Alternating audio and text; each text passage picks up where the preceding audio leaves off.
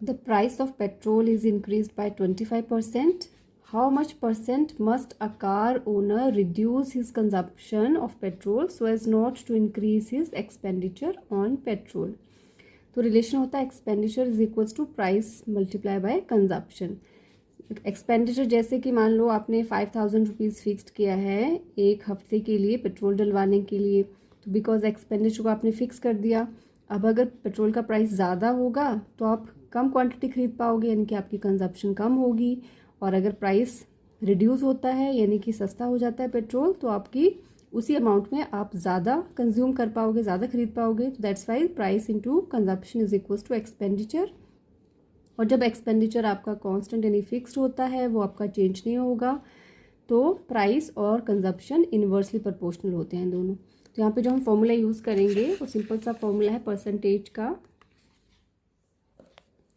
ये है आपका परसेंटेज इंक्रीज या डिक्रीज का जो हम फॉर्मूला यहाँ पे यूज़ करेंगे.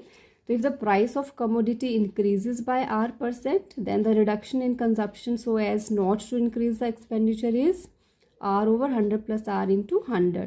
R क्या है? जो इंक्रीज है. अगर कमोडिटी के प्राइस में, अगर प्राइस में R% का इंक्रीज हो रहा है तो आपको कंजप्शन को रिड्यूस करना पड़ेगा. कितना? R/100 plus R into 100%. और अगर कमोडिटी का प्राइस डिक्रीज होता है R% से, तो ऑब्वियसली इंक्रीज हो जाएगी कंजप्शन, क्योंकि इन्वर्स रिलेशन है. तो यहाँ पे क्या हो जाएगा? R/100 minus R. यहाँ पे अगर कमोडिटी का प्राइस इंक्रीज हो रहा है तो प्लस, और उसका प्राइस डिक्रीज हो रहा है तो यहाँ पर minus. R/100 minus R into 100%. तो इस क्वेश्चन में हमें रिडक्शन इन कंजप्शन निकालनी है, क्योंकि प्राइस में इंक्रीज हुआ है. तो ये वाला फॉर्मूला लगेगा. रिडक्शन इन कंजप्शन में नीचे बड़ी क्वांटिटी आएगी, that is R/100 plus R into 100. तो वैल्यूज डालते हैं.